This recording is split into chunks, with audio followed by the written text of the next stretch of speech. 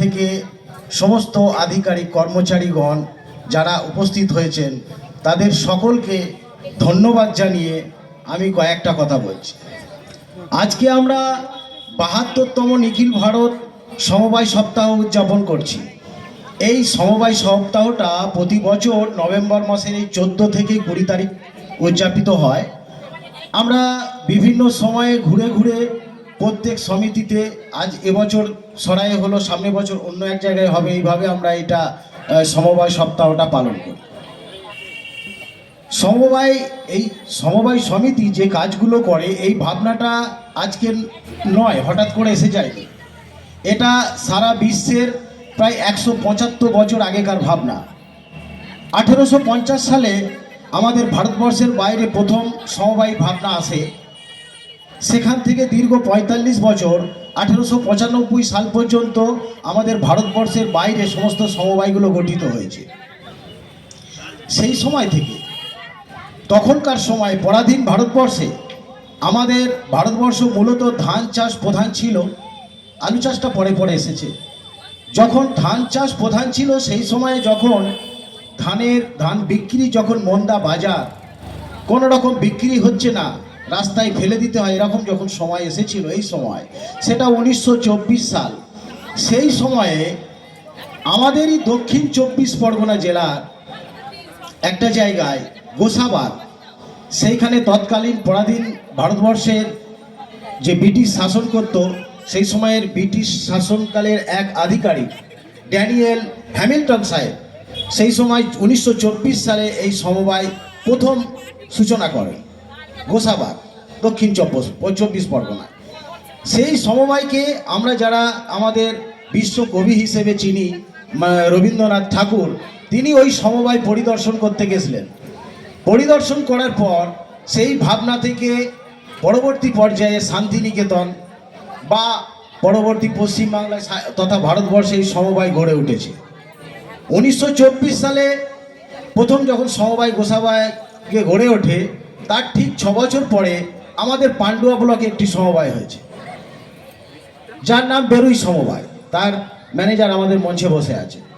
সেটা 1930 সালে হয়েছে, যখন আমাদের ভারতবর্ষ স্বাধীন হয়নি। তার মানে বুঝুন যে ভারতবর্ষের স্বাধীনতার আগেই আমাদের এই ভাবনা পান্ডুয়া ব্লকে ছিল। তো সমবায়ের যে ভাবনা থেকে সমবায় তৈরি হয়েছে, সেই ভাবনা বা মানুষকে যে পরিষেবা দেওয়া, সেটা আমরা এখনও সম্পূর্ণ করে উঠতে পারিনি। তার বিভিন্ন কারণ আছে, আমরা নিরলস চেষ্টা করে যাচ্ছি। আমাদের সঙ্গে সমস্ত পান্ডুয়া ব্লকের কর্মচারীরা আছেন এবং খুব সাম্প্রতিককালে বেশ কয়েকটা সমিতিতে ইলেকশন হয়েছে, হয়ে পরিচালক মণ্ডলীরা এসেছে। তো অনেক পরিচালক মণ্ডলীরা আসেন, তারা মেম্বার থাকেন, কেউ কেউ চাষবাস বড় করেন, এরমভাবে তারা নির্বাচিত হয়ে আসেন এবং তাদের কিছু কাজ করার থাকে সমবায়ে এসে। যারা কর্মচারী তারা তো করছে, এই কাজ করতে গেলে যা যা জানার দরকার, এই জানাগুলো আমরা একটা জিআরসিএস এর সঙ্গে আলোচনা করেছি। আমরা এই নভেম্বর মাসের শেষের দিকে পান্ডুয়া ব্লক অফিসে একটা মিটিং করব। করার পর আমরা জিআরসিএস এর মাধ্যম দিয়ে, জিআরসিএস বলেছেন নিজে আসবেন, জিআরসিএস এর মাধ্যম দিয়ে আমরা কর্মচারীদের জানিয়ে দিতে চাই যে কর্মচারীদের কি কাজ,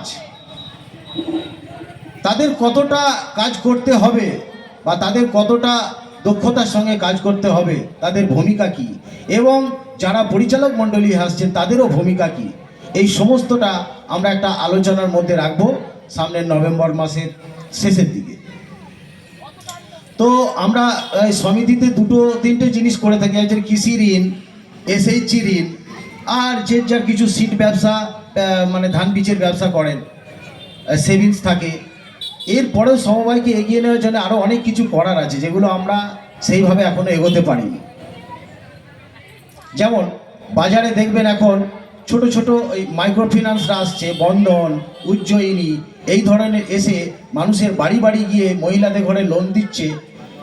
বাড়িতে গিয়ে শুধুমাত্র একটা ভোটার কার্ড, একটা আধার কার্ড নিয়ে লোন দিচ্ছে। তারা জানেনই না যে আমরা কত % ইন্টারেস্টে ঋণ নিচ্ছি। এই ঋণের নিতে নিতে শোধ করতে পারছে না, আবার 1 বছরের মাথায় কি ওর উপরে ঋণ দিয়ে পুরোনোটাকে শোধ করে ঋণের বোঝা আরও চেপে যাচ্ছে। এই ধরনের আমাদের সমাজটাকে কুড়ে কুড়ে খাচ্ছে, যার জন্যে সমবায়ের এই এসএইচজি ঋণটাকে বাড়াতে হবে। এর জন্যে আমাদের পরিচালক মণ্ডলীর সচেষ্ট হতে হবে, তার সঙ্গে সঙ্গে আমাদের কর্মচারীদেরও যথেষ্ট ওয়াকিবহাল থাকতে হবে। এই কথা বলে সকলকে ধন্যবাদ জানিয়ে 72তম নিখিল বঙ্গ সমবায় সপ্তাহ উদযাপনের শেষ লগ্নে এসে সকলকে নমস্কার জানিয়ে আমার বক্তব্য শেষ করছি। Thank you. আমরা বক্তব্যের পর্যায়টা আমরা শেষ করলাম। এবার আমরা সাংস্কৃতিক অনুষ্ঠানে যাব। সাংস্কৃতিক অনুষ্ঠানে যাবার আগে বুদ্ধ একবার এসো তো, আর একটা কাউকে নিয়ে এসো।